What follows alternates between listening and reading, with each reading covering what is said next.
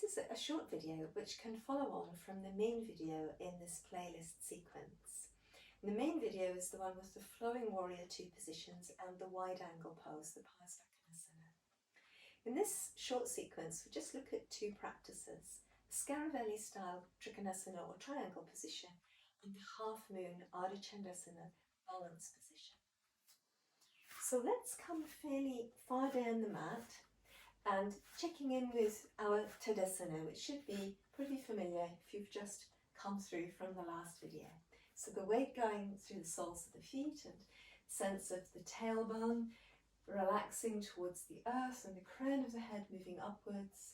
A sense of where our spine is located deep within our body, its weight and the space that it occupies. And also the strength that we engage around it to keep it long, lifted. And then from out of our Tadasana, let's just breathe in and breathe out and take a very moderate step forward along the length of the mat. So it's really quite a moderate step for this position. And again, checking in with the soles of our feet and letting them relax into the mat or the earth, just melting as if the soles of the feet are melting into the mat. And we can draw up through the kneecaps and the fronts of the thighs and just feel our gluteal muscles engaged, again knowing where our spine is.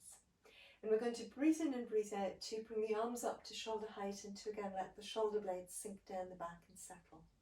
Experiencing breadth across the chest, openness in the collarbones away from the breastbone, space in the shoulder joints and breadth in the upper back. And then keeping our legs strong, we're going to come into one of these spinal rotations through the upper spine. So as we breathe in, the arm is going to flow up and come alongside our ear. And with the exhalation, we're going to keep pressing our left hip forward, but we're going to open the left ribs and shoulder back into a twist. So let's turn the palms of both hands to the ceiling, and then shoulders sink away from the ears and opening from the collarbones outwards into the shoulder joints, into the arms. And from here, a little bit more weight stays in the back leg. We're going to let the body hinge at the hip, keeping our spine really long. So we're going to need to keep lots of space and length through our right waist, really opening the right hip back and the right waist, base of the right waist back, but the upper waist and the ribs and shoulders are moving in a sense outwards and forwards. Shoulder blades keep shrugging down the back. Now it could be that you can't hinge very far with the front knee extended. It might need to soften, but if it does, still keep a bit more weight in your back leg as you soften. And you need lots of strength drawing up through your leg muscles, connecting into your hips here. And then, in a sense, we're not aiming to go too far because we're going to come into the Ardha Chandrasana balance. And as we make that transition, we need to stay strong in our core muscles. We do bend the front knee to transfer the weight onto that foot. And then from there, we really draw that right hip sitting bone above our right heel. We let the back leg lift up, we keep it extended. Pull up through the gluteal muscles on the left side. We keep the spine really long here. So reaching the base of the waist back towards both sitting bones. But the upper waist lengthens towards the crown of the head. Lots of space, spine opening and lengthening between that back heel and the crown of the head.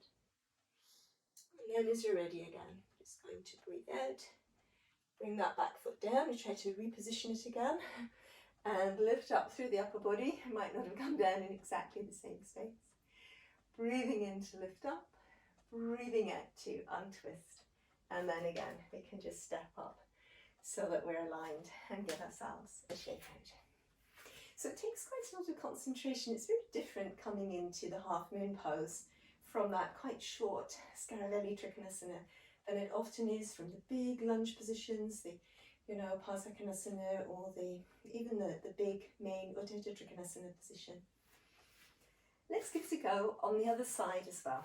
So the weight through the soles of the feet, tailbone sinking downwards, and again just checking in with your spine, knowing where it is, knowing the space that it occupies, the weight that it has, the strength that we just automatically bring in around our spines to keep them supported and lengthened.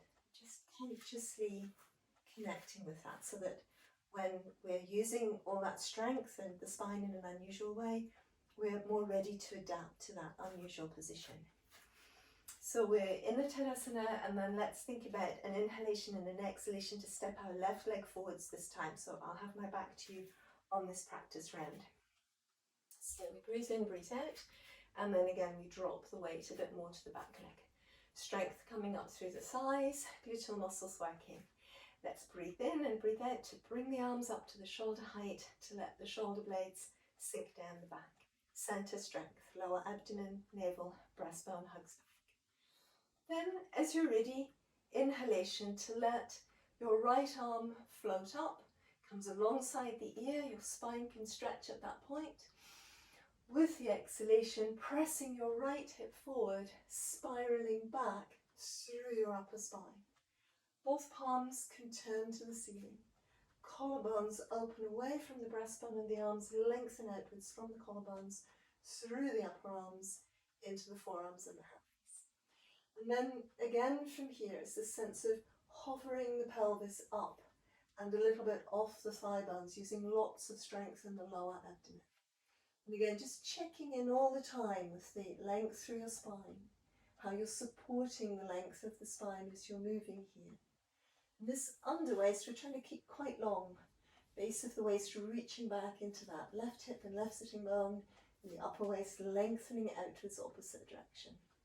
And as I said on the first side, it might be that you need to let that front knee bend here, but the weight is still mainly moving back.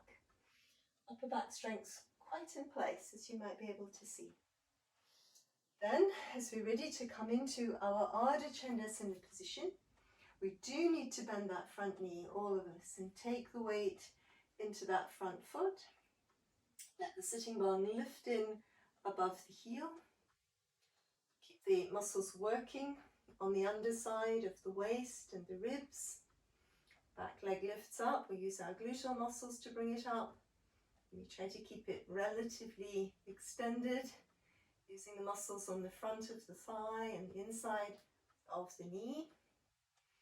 And just checking in with where your spine is. Breathing here. And really you need that sitting bone weight of your left side, your left hip above your left heel. And then once again, as you're ready, reaching into your back leg, lots of strength in your front thigh as you bring that back foot down. And again, we lift up and away. We're in standing again. On an inhalation, that right arm lifts up. Breathing out, you unspiral, and this time you might step back. And there we are, back to Tadasana, our aligned position. And if you've worked through all of that strength, you're probably relaxed enough coming into a forward bend. I set my bricks somewhere different. I haven't got them this time. But if you prefer to use bricks or blocks, use bricks or blocks to come into your forward bend here. Just allowing your spine to lengthen again, reaching up and back through the sitting bones, away from the ribs and the shoulders, tucking your chin in. And again, that's going to really help to let your spine lengthen, keep the ribs and shoulders broad, pelvis broad, and all of that helps. Let's just allow the body to soften down completely. We're coming down into the child. Just 3 or 4 breaths again, supporting the head if you need to. Just allowing the body to let go, your exhalations to lengthen, your mind to relax. Just experiencing the energy that follows behind the half moon position. And again, as you're ready, we're going to roll up through our spines, restacking. Om Shanti Namaste. I hope you enjoyed this little practice. It's an interesting one. Thank you for watching, and hope to see you again soon on Movement Style.